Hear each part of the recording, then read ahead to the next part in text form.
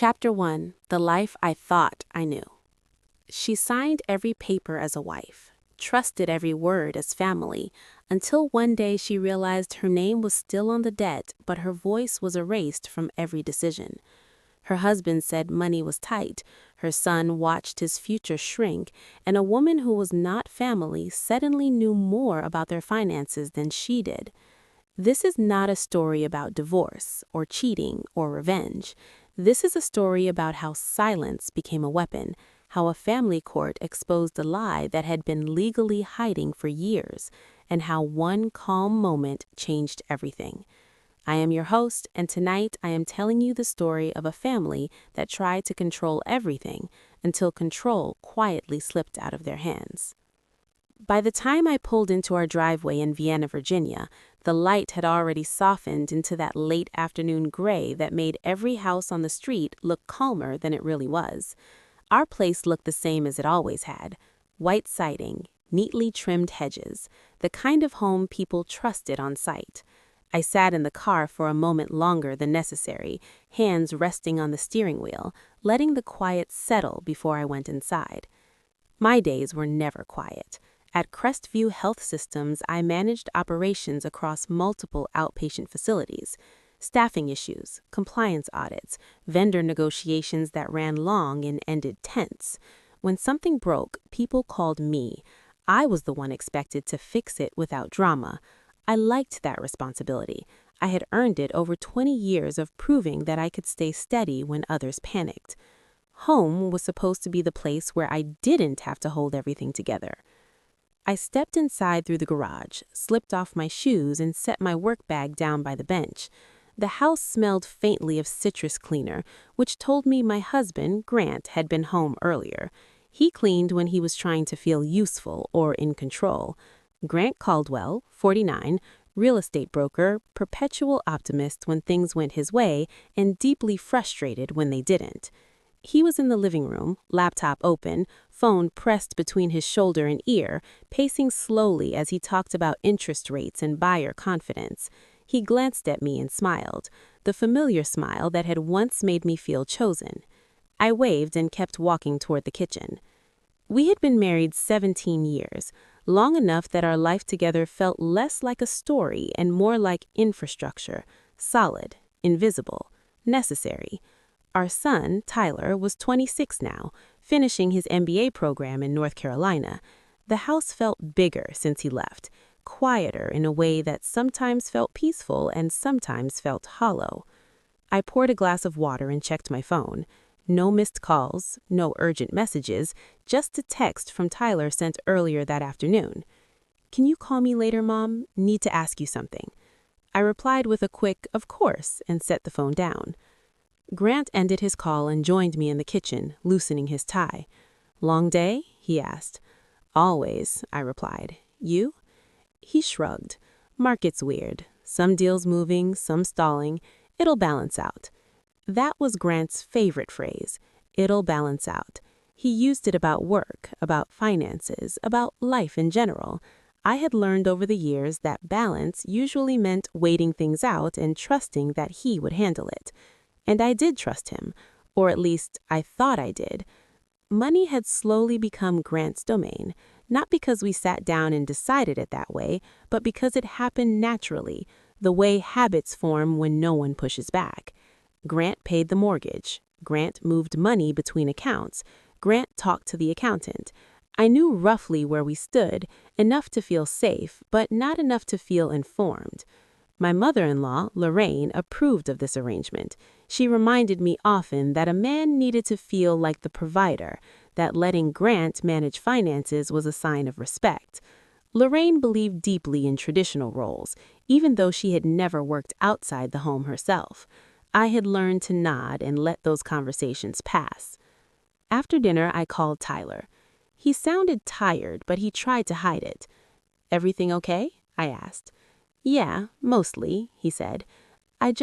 The tuition portal flagged my account, says there's a hold. The last payment didn't go through." My stomach tightened. "That can't be right," I said. "We paid that weeks ago." "That's what I thought," Tyler said. "The bursar told me to check with home."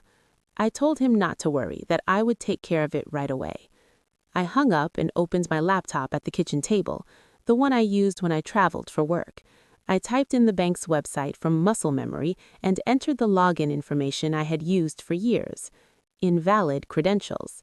I frowned and tried again, slower this time. Invalid credentials. I switched to my phone, opened the app, and was met with a screen asking for a verification code. The number listed was not mine. It wasn't our home number either. It ended in 44. I stared at it longer than I needed to. Grant was rinsing dishes at the sink. I told him about the tuition hold and said I was going to pay it now. He turned, drying his hands on a towel. "Oh yeah," he said. "I meant to tell you. I updated some things with the bank. Security changes, nothing major." "Why can't I log in?" I asked. He hesitated just long enough for me to notice. "I set up a new structure," he said, "just to simplify things. Tax stuff. It makes it easier for me to move funds quickly if I need to." My stomach tightened. "What kind of structure?" I asked. Grant walked into his office and came back with a folder tucked under his arm. He laid it on the table and opened it to a page marked with a sticky note. "It's a limited power of attorney," he said, like he was explaining a printer setting. "Totally standard. You're still on everything. This just lets me manage things without delays." I scanned the page. Legal language blurred together. Words like authority and discretion and fiduciary swam in front of my eyes. "Why wasn't I told about this?" I asked. Grant sighed, already sounding tired of the conversation. "I didn't think it was a big deal," he said. "You hate dealing with this stuff. I was trying to help." I thought of Tyler waiting on a payment that hadn't gone through. "Can I pay his tuition now?" I asked. Grant shook his head slightly. "The bank won't talk to you unless this is signed. Procedure. Once it's done, everything's smooth again." I should have stopped. I should have told him I needed time. I should have read every line the way I did at work. Instead, I looked at the pen he offered me and thought about my son's voice on the phone, trying not to sound worried. I signed. The pen scraped across the paper, louder than it should have been in the quiet kitchen. Grant smiled immediately, relief flickering across his face. "There," he said. "See? Easy." He kissed my forehead and told me he'd handle the payment first thing in the morning. That night, I lay awake listening to his breathing, staring at the ceiling, replaying the moment over and over. I told myself it was fine, that this was marriage, that trust meant compromise. The next day, I took the metro into D.C. for a meeting near Farragut Square. Afterward, I stopped by Selena Rios's office. Selena was our CFO, sharp and composed, the kind of woman who never wasted words. She asked how I was doing. I almost said fine. Instead, I told her I had signed something at home without fully understanding. Selena didn't look surprised. "If you wouldn't sign it at work, don't sign it at your kitchen table." The words settled into me like a weight. That evening, Grant told me Tyler's payment had gone through. Everything was under control again. I smiled and thanked him. But when he went upstairs, I stood alone in the kitchen looking at the folder still sitting on the counter and felt something shift inside me. Not anger, not fear, awareness. For the first time in a long time, I realized I didn't actually know what was happening inside my own marriage, and I knew that pretending I did was no longer an option. Chapter 2. The Signs I Can't Unsee. 2 days after I signed that form, the house felt different in ways I could not explain to anyone without sounding ungrateful. Nothing had changed on the surface. Grant still kissed my cheek before leaving for work. He still asked about my meetings. He still talked about the market like it was a living thing that just needed patience. But I noticed how often he checked his phone now, how he took calls in the garage instead of the living room, how his laptop screen angled away from me without intention, like muscle memory. Tyler called again that week. This time his voice was quieter. "Mom, the hold is gone," he said. "Thanks." "Of course," I replied. "I'm glad it worked out." There was a pause. "Everything okay at home?" he asked. I told him yes. I told him not to worry. I told him to focus on school. After we hung up, I stood at the kitchen sink and stared out at the backyard, watching leaves collect near the fence line. Things always drifted toward edges when no one paid attention. That Saturday, Grant said we were going to a small work event. Nothing fancy, just a few people connected to a new project. He said it casually, like it was an afterthought. I dressed the way I always did for these things, neutral, polished, invisible enough not to distract, present enough not to embarrass him. We drove him to the city and parked near a converted warehouse that had been turned into event space. Inside, the lighting was warm and flattering, the kind meant to make everyone feel successful. Grant slipped easily into conversations. He always did. I followed a step behind, smiling, nodding, listening. That was when I noticed her. She stood near the bar, one leg crossed casually over the other, glass untouched in her hand. She was younger than me, mid-30s maybe, confident in the way people are when they believe they belong wherever they are standing. Grant saw her at the same time I did. His face changed before he realized I was watching. Not guilt, familiarity. He crossed the room without hesitation. "Harper," he said, gesturing. "This is Paige Mercer. She's consulting on the branding side of the riverfront project I mentioned." Paige turned to me and smiled like we had already met. "I've heard so much about you," she said. Her voice was warm, practiced. "Nice to meet you," I replied. She asked what I did, and when I told her, she nodded with interest that felt rehearsed.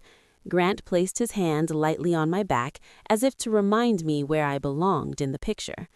As the night went on, I noticed small things I could not unsee. Paige leaning in close when Grant spoke. Paige holding his tablet while scrolling through numbers like it was hers. Paige glancing at his phone when it buzzed, and Grant not moving it away. At one point, I walked past them and heard her say, "You just need to move faster before things get complicated." Grant laughed. "You always say that." On the drive home, I asked him about the project. "It's a great opportunity," he said. "Prime location, strong interest. I'm thinking about putting real money into it." "How much is real money?" I asked. He shrugged. "Depends how we structure it." "We?" I repeated. Grant glanced at me, then back to the road. "I'm handling it," he said. "Don't stress." The next afternoon, Tyler called again. "Mom, there's another fee," he said. "A leadership retreat. It's required. Due Friday." "How much?" I asked. "Not huge," he said, "but the portal won't let me delay it." I promised I would talk to his father. When I told Grant, he frowned like I had brought him a problem instead of information. "Cash flow's tight right now," he said. "We've got a lot moving." I stared at him. "You're talking about investing in a development, but you can't cover a school fee?" Grant's jaw tightened. "It's not the same," he said. "Investment is strategic. Tyler needs to learn how to manage expectations." That word landed wrong. "He's in school full time," I said. "This isn't a want, it's a requirement." Grant sighed. "You're coddling him," he said. "He's an adult." I left the room before my voice could rise. That evening, we had dinner at his mother's house. Lorraine greeted Grant with warmth and greeted me with polite concern. Halfway through the meal, she asked about Tyler. I mentioned the retreat fee. Lorraine set her fork down and looked at Grant. "Is everything all right financially?" she asked. Grant answered before I could. "Things are a little tight," he said. "Market timing." Lorraine turned to me. "Have you been spending more lately?" she asked. "Work lunches, clothes, things like that?" I felt my face heat. "No," I said. "Nothing has changed." Lorraine nodded slowly. "Well," she said, "sometimes women don't realize how much little things add up. A man needs room to manage without feeling questioned." Grant stayed silent. On the drive home, Tyler left a voicemail I could not bring myself to answer. He said he would figure something out. He said sorry for the trouble. That was the moment the unease sharpened into something else. The next day, I took a long lunch and drove to a small accounting office in Falls Church. A colleague from work had given me the name. Ethan Brooks, CPA, calm, discreet. Ethan shook my hand and asked how he could help. I told him I wasn't accusing my husband of anything. I just wanted to understand paperwork I had signed. He read through the documents in silence. After a few minutes, he looked up. "Do you know what limited power of attorney does in practice?" he asked. I told him what Grant had told me. Ethan nodded slowly. "It also means you've reduced your control over accounts tied to your name. You may still be responsible for obligations without having full visibility or authority." "Is that illegal?" I asked. "No," he said, "not if the documents were signed properly. It's legal. That's what makes it dangerous." "Dangerous how?" I asked. He leaned back slightly. "It shifts power," he said, quietly, "and once it's shifted, it's hard to get back without a fight." When I left his office, I sat in my car and stared at the steering wheel for a long time. I wasn't just losing money, I was losing position. At home that evening, Grant told me Paige had found a potential investor. He sounded energized, alive. I nodded and listened. Later, alone in the kitchen, I opened the drawer where we kept spare paper and wrote down what Ethan had said, not the emotions, just the facts. Legal, intentional, unbalanced. For the first time, I understood that what was happening wasn't an accident or a misunderstanding. It was a strategy, and I was no longer willing to be the last person to see it. Chapter 3. Silence as Strategy. Clarity changed the way I moved through my days. I stopped reacting and started observing. I stopped explaining myself and started listening for what people revealed when they thought I was no longer paying attention. That night, Grant talked about Paige again over dinner. He mentioned her insight, her connections, her instincts. He said her name the way he used to say mine when we first met, like it carried momentum. I nodded and asked neutral questions. How long had she been consulting? Who else was involved? What the timeline looked like? Grant answered easily, confident, relaxed. He had no idea I was measuring every word. After he went to bed, I stayed up and opened my work laptop. I pulled our last 3 years of tax returns from the cloud where our accountant stored them. I read them carefully, not as a spouse, but as an operations manager used to spotting inconsistencies. Numbers that had once felt abstract began to take shape. Income streams, deductions, accounts that had shifted names. The next morning, I called Selena Rios during my commute. "Do you have a recommendation for a family lawyer?" I asked. She did not hesitate. "Maya Chen," she said. "Alexandria, smart, strategic. She does not fan flames. She builds cases." I thanked her and hung up before I could talk myself out of it. Maya Chen's office was on a quiet street near Old Town.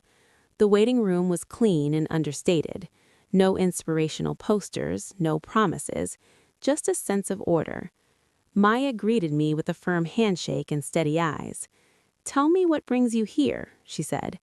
I told her everything. The tuition hold, the changed access, the power of attorney, the investment plans, the consultant who seemed too involved. Maya listened without interrupting. When I finished, she leaned back slightly. "You are not here to file," she said. "You are here to understand your leverage." "Yes," I said. She nodded. "That is wise." She explained fiduciary duty in marriage, the expectation of transparency, the problem with unilateral control when both names were on the line. "Silence is not weakness," she said. "Silence is how you gather information without tipping your hand." "What should I do?" I asked. "Document everything," she said. "Do not confront, do not warn. Let him continue as if nothing has changed. People make mistakes when they think they are winning." I left her office feeling steadier than I had in the weeks. That weekend, Tyler came home unexpectedly. He looked tired, older somehow. We sat at the kitchen table with mugs of coffee between us. "Mom," he said, "I need to show you something." He pulled out his phone and hesitated. "I wasn't snooping," he said. "Dad asked me to print something from his laptop. An agreement. His email was open." My stomach tightened, but I kept my voice calm. "What did you see?" I asked. Tyler showed me a photo, an email chain, Grant and Paige. The subject line made my breath catch. Asset restructuring timeline. The message talked about separation scenarios, about shielding equity, about moving quickly before filings. I closed my eyes for a moment. "Did you send this to yourself?" I asked. "Yes," Tyler said. "I did not know what else to do." "You did the right thing," I told him. He looked relieved. "I don't want to take sides," he said. "I just don't want you blindsided." I reached across the table and took his hand. "You are not taking sides," I said. "You were telling the truth." That night, Grant mentioned casually that someone had been appraising houses in the neighborhood. "Just checking market value," he said. "No big deal." My chest tightened. "Did you have our house appraised?" I asked. Grant glanced at me, surprised I cared. "Yeah," he said. "It came in strong." "How strong?" I asked. He named a number that was higher than I expected. "Good timing," he added. I nodded and said nothing. Inside, something clicked into place. Over the next week, I worked quietly. I requested credit reports. I pulled bank statements from the accounts I still had access to. I made copies of insurance policies. I saved emails. I built a binder, page by page, each document labeled and dated. Grant mistook my calm for compliance. One evening, he said, "You seem better lately." I smiled. "I feel clearer," I said. He kissed my cheek and went upstairs. A few days later, Maya called. "I reviewed the documents you sent," she said. "There is enough here to establish a pattern if it comes to that." "If," I repeated. She paused. "When," she corrected, gently. That night I lay awake listening to Grant breathe beside me. I felt sad, but I did not feel lost. I knew what he was doing. I knew how to respond. Silence was no longer submission. It was strategy. And for the first time since October, that felt like enough. Chapter 4. When Control Slipped. Enough did not mean peaceful. It meant I no longer felt the need to brace myself every time Grant walked into a room, no longer felt like my role was to absorb whatever decision he made and make it livable. Grant chose a Tuesday night to say the words out loud. He waited until after dinner, until the dishes were stacked in the dishwasher and the house had settled into its evening quiet. He sat across from me at the kitchen island, elbows resting on the counter, fingers interlaced like he had rehearsed this moment. "I think we should separate for a while," he said. I did not flinch. I did not ask what he meant. I waited. "Just space," he continued. "No drama, no court. We do this clean." I studied his face.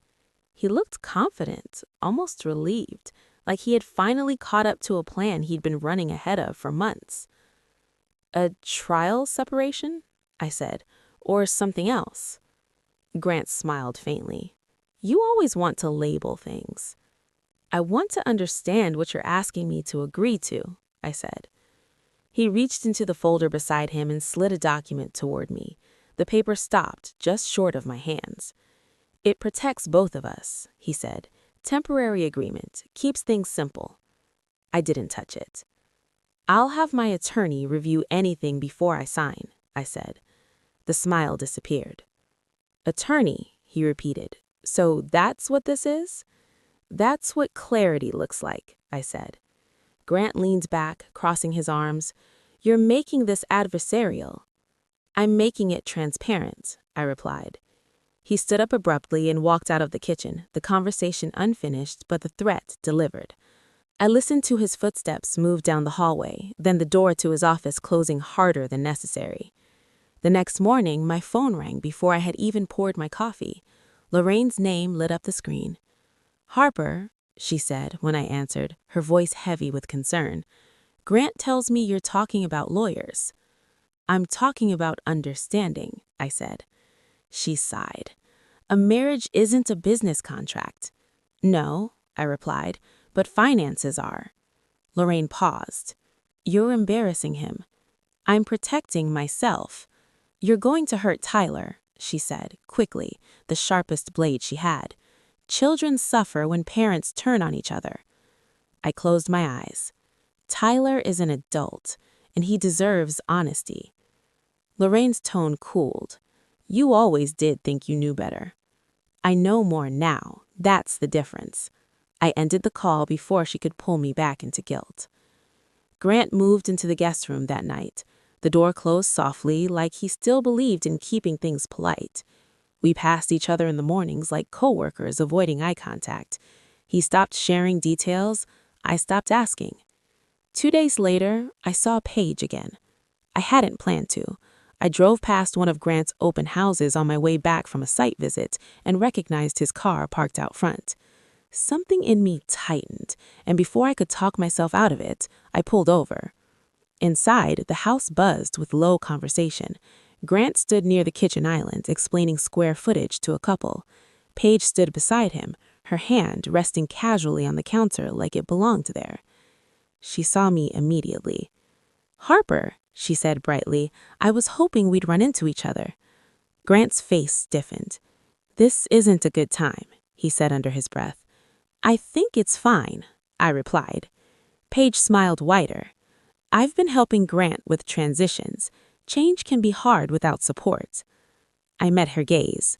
"I'm sure." Grant touched my arm, his grip firm. "Let's talk outside." "No," I said quietly. "We can talk through attorneys." A few guests glanced over. Paige's smile faltered just for a second. On the drive home, my hands shook, not with fear, with the certainty that Grant was no longer hiding. He believed the paperwork protected him. That weekend, Tyler came home. He looked tired, his shoulders heavy with the weight he hadn't earned. "Dad's been calling me," he said as we sat on the back porch. "He wants me to stay out of it." "What do you want to do?" I asked. Tyler hesitated, then pulled out his phone. He said he took screenshots of the emails, the ones about restructuring assets. My chest tightened. "You don't have to carry this." "I know, but I don't want you walking in blind." "Send them to Maya, not to me."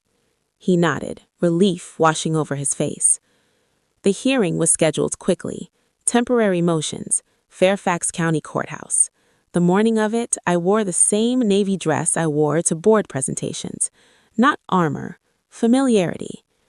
Grant arrived with his attorney and Paige at his side. The bailiff stopped her at the door. "Only parties in counsel," he said. Paige's mouth opened, then closed. She stayed behind.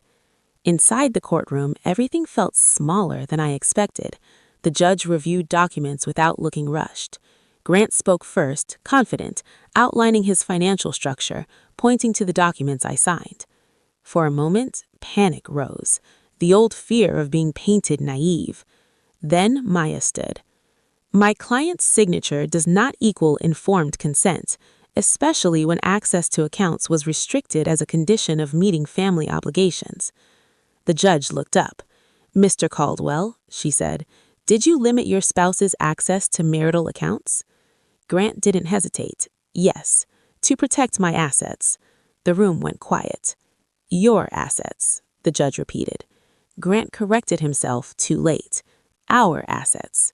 The judge's eyes narrowed. "You just clarified the court's concern."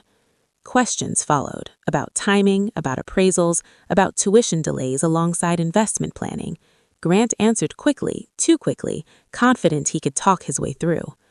When the ruling came, it was firm. Marital assets frozen. Exclusive use of the home granted to me. No sales or transfers without court approval.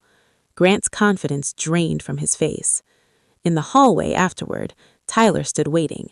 I didn't smile, but I stood straighter than I had in months. It wasn't victory. It was balance. And for the first time, the ground under my feet felt steady enough to stand on without holding myself together. Chapter 5. What I walked away with. I did not fall apart because the judge ruled the way she did. I fell apart later, in my car, sitting in the parking garage with the engine off, when the silence finally caught up to me. Tyler knocked softly on the window. I wiped my face before unlocking the door. "You okay, Mom?" he asked. "I will be," I said. and this time it was true. The weeks after the hearing were not dramatic. There were no shouting matches, no scenes that would make a good story at a dinner party. There were emails, documents, deadlines, forms that required initials instead of signatures, life reduced to administrative steps. Grant moved out within days. The court order left little room for interpretation. He took his clothes, his laptop, a few framed photos from his office. He left behind the furniture he had chosen and the kitchen he rarely used. The house felt quieter, not lonely, just unburdened. Lorraine called twice after that. The first call was sharp, filled with accusation disguised as disappointment. "You humiliated him," she said. "People are talking." "I didn't tell anyone," I replied. "You didn't have to," she said. "You made it public." I thought about that for a moment. "No," I said. "He did. I just stopped covering for it." She hung up on me. The second call came a week later. Her voice was calmer then, almost careful. "I hope you know," she said, "that none of this would have happened if you had trusted him." I answered honestly. "I trusted him for 17 years, I said. That wasn't the problem." She did not call again. Grant tried a different approach during mediation. He softened. He apologized in broad terms that did not touch specifics. He said he never meant to hurt me. He said he had felt pressure to provide, to protect, to stay ahead. I listened. I believed he believed himself. "What did you think would happen to me?" I asked him once in a quiet conference room that smelled like stale coffee. He looked genuinely surprised by the question. "I thought you'd be fine," he said. "You always are." That was the moment I understood the full shape of our marriage. My strength had been convenient. My silence had been assumed. The settlement took time. Equitable distribution sounded simple on paper. In reality, it meant careful accounting. The house stayed with me, not as a gift, but as a right, offset by other assets. Retirement accounts were divided. Joint accounts were closed under supervision. Nothing hidden, nothing rushed. There was no dramatic win. There was fairness. Grant's career changed quietly. Not overnight, not with headlines, but people noticed when deals stalled, when calls went unanswered during court hours, when investors asked questions he could not easily dodge. The riverfront project never closed. Someone pulled out, someone else hesitated. Momentum faded. Paige disappeared somewhere in the middle of it all. I heard through a mutual acquaintance that she had moved on to another client, another opportunity. When the leverage vanished, so did she. There was no confrontation, no reckoning, just absence. Tyler handled everything with more grace than I expected. He finished the semester strong.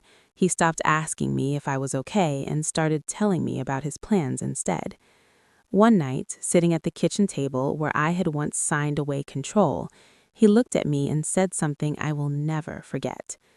"I didn't know how much you were carrying until you stopped." The final decree came through on a Tuesday afternoon while I was at work. Maya emailed it with a simple note. "You're officially free." I stared at the screen longer than I needed to. When I opened the document, it was underwhelming. Pages of legal language, no emotion, no apology, just closure. That evening, Selena asked me to stop by her office before I left. She closed the door and gestured for me to sit. "The board approved the new regional operations role," she said. "We want you in it."